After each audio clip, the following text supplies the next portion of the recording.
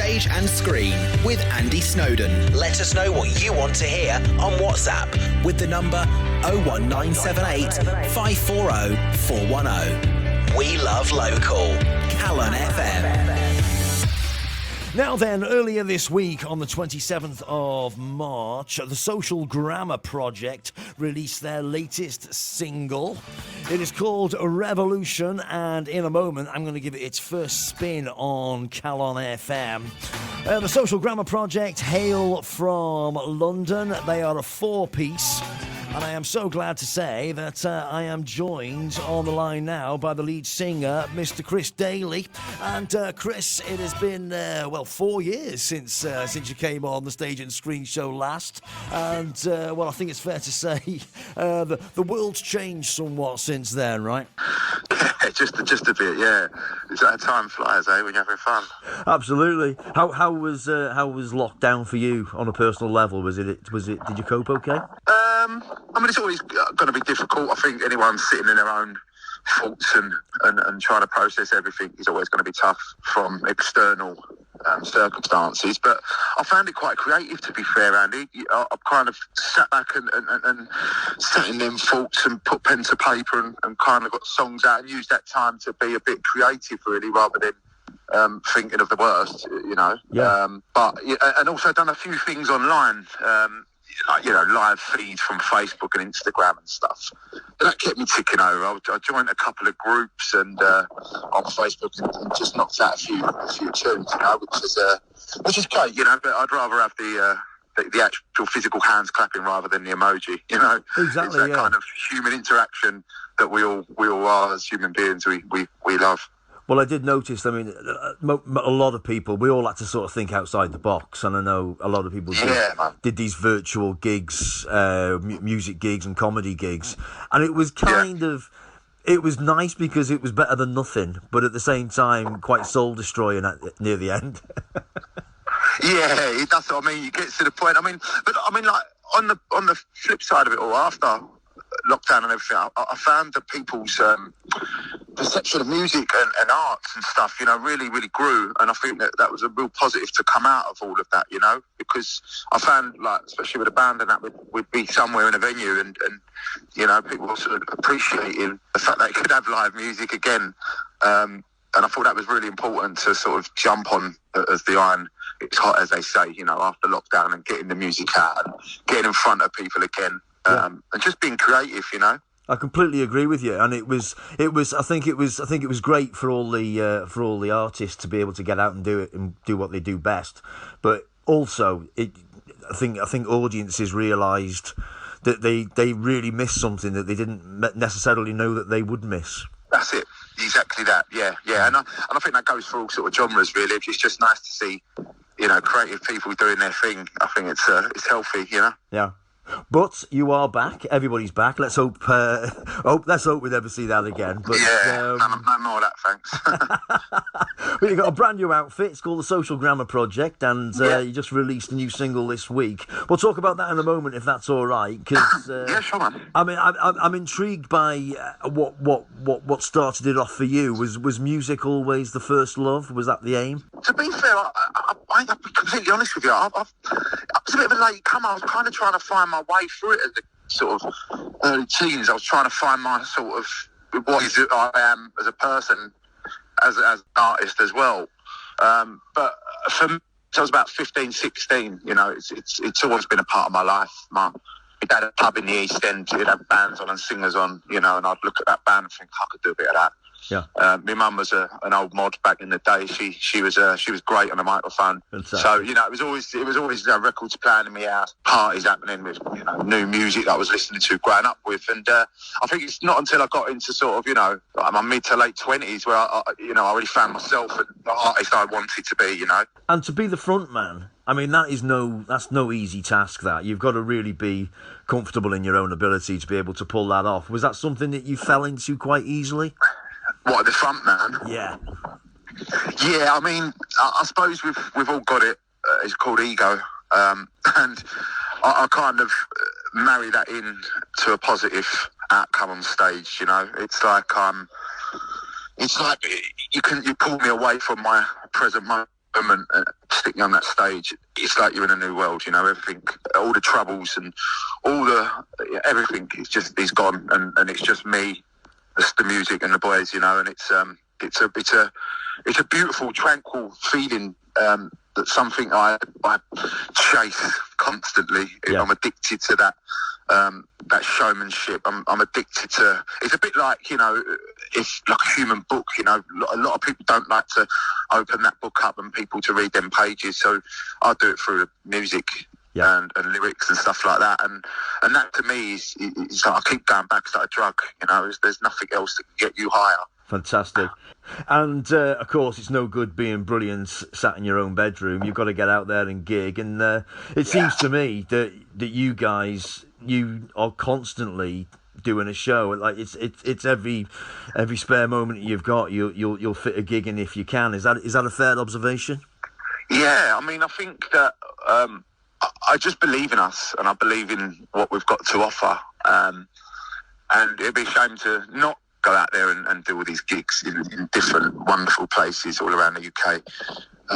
It's something that we thrive on, the live shows, you know, may that be a pub or a venue, whatever, you know, we're happy to play because we love or enjoy it, you know, it's our passion. But I like to keep the momentum up. I like to, you know, make sure people are not forgetting about us. So I want to ensure that, you know, our gigs are being heard and we're, you know, we're tackling these gigs with the passion that we've got, you know. And you've played some of the biggest venues in the country. You've played, the 100 Club in London and the Cavern in Liverpool, which arguably is the most famous music club in the world. Yeah, I mean, is that a difficult gig to do? Is it a different gig to play, or do you just try and put the history behind you and just play the show?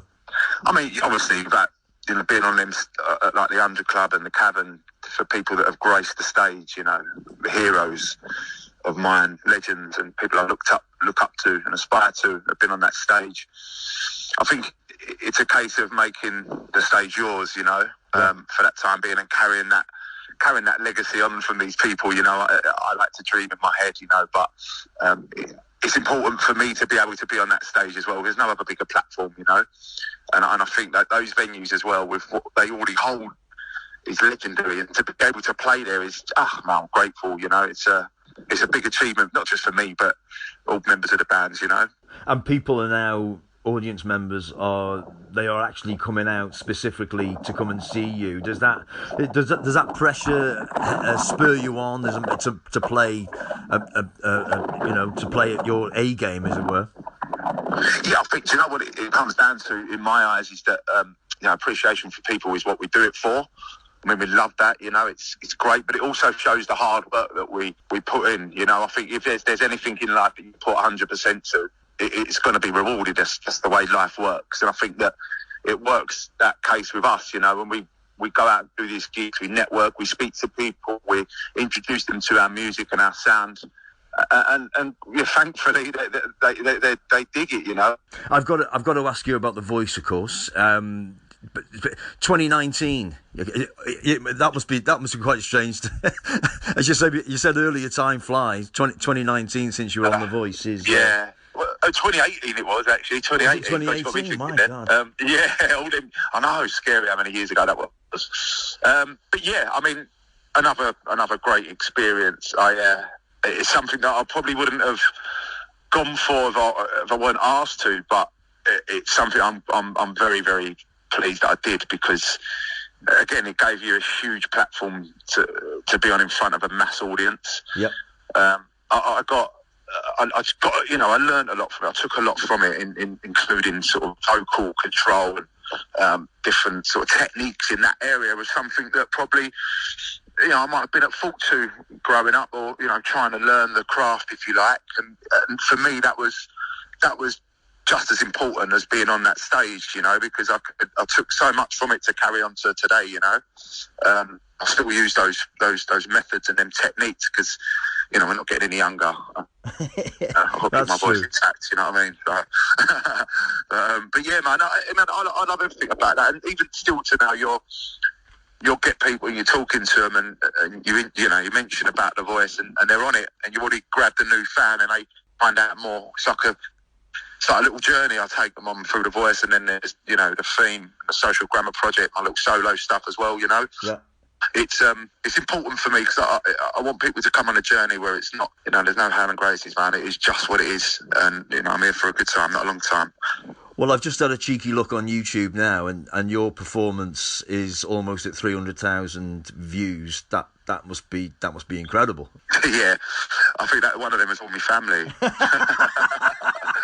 You know, I've got 300,000 for Christ.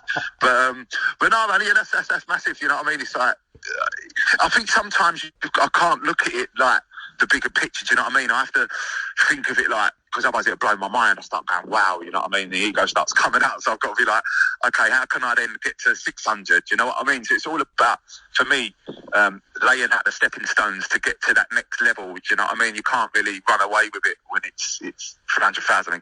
God, that's amazing. You know, it's like, I'm very grateful and honoured for people that have watched it and, you know, enjoyed it, whatever. Yeah. But again, I've just got to keep, because it's easy for us all to just sit and go, oh, yeah, I've done it. That's sweet. Yeah, cool. Because you will, you know what I mean? You'll die out there like that. You know what this world's like with music and media and arts, you know, people can be forgotten like that. So it's important for me to keep doing it. You know, I'm one of those people that I can't stop. You know, I have to be doing something within the music. I have to be listening to it. I have to be talking about it. I have to be trying to put my ideas to pen and paper, you know. So it strives me on, if I'm honest there, and it really does. And continuing is what you're doing, and which leads us brilliantly onto this new project. Literally, it's called the Social Grammar Project. Tell us about it. Yeah. Who's involved in this? So what it was, the Social Grammar Project, I mean, even to start with the name and why I called it that was just because I kind of last to like social Herberts, man. Which, you know what I mean? There's no grammar is spoken correctly within our group, and it was just a fun take on that, and it stuck really. Yeah. But yeah, it's me, Billy, and Sean, the three of us. We went out as covers. There was Martin Gamby, the drummer. He's unfortunately no longer with us now. But we was going out just doing covers.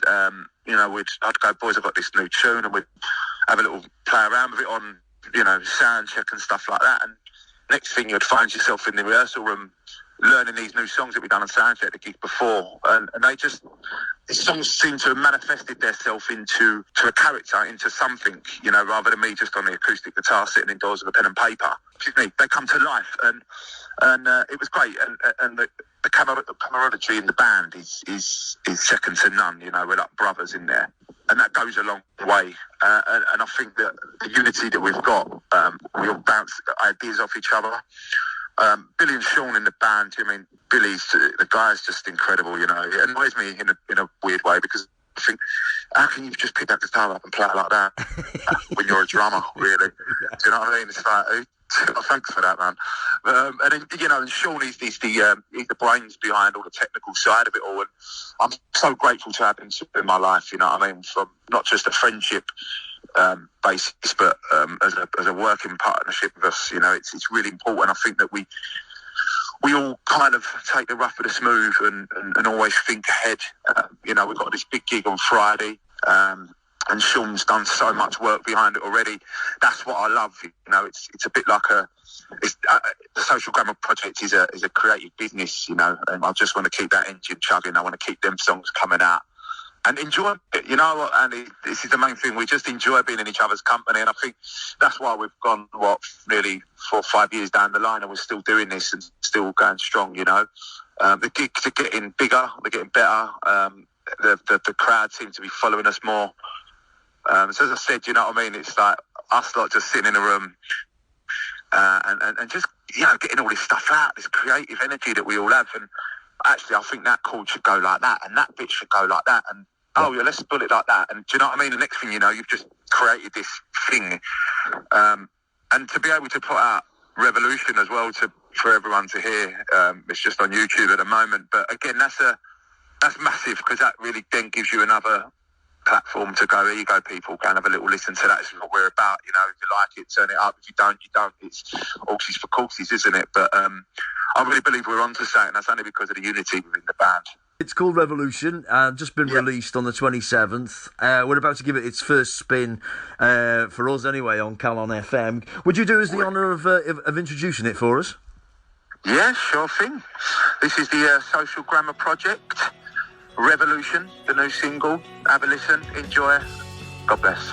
Chris Daley, it's been a treat to speak to you as always, my friend. Thanks ever so much for that. Really appreciate it. Cheers, man. All right, you take care of yourself. All the best, fella. Take care, man. Cheers. Bye-bye. Ta-da, ta-da. I'm awake, freeze frame all of my life into a state of mind. Just another number in your little red book of life.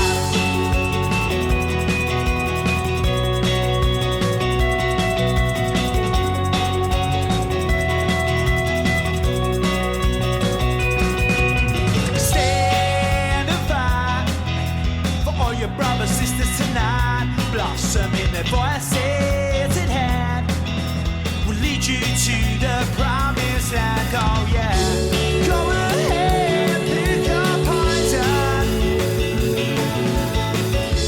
join the line of desperation, collect your tickets now, the revolution's hit, don't you know?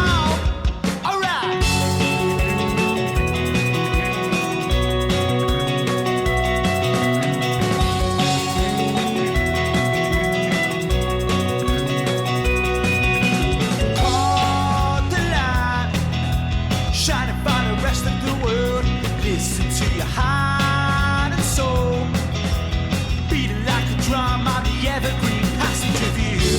Go ahead, pick your poison, join the line of desperation, collect your tickets now, the revolution's hit, don't you know? Alright.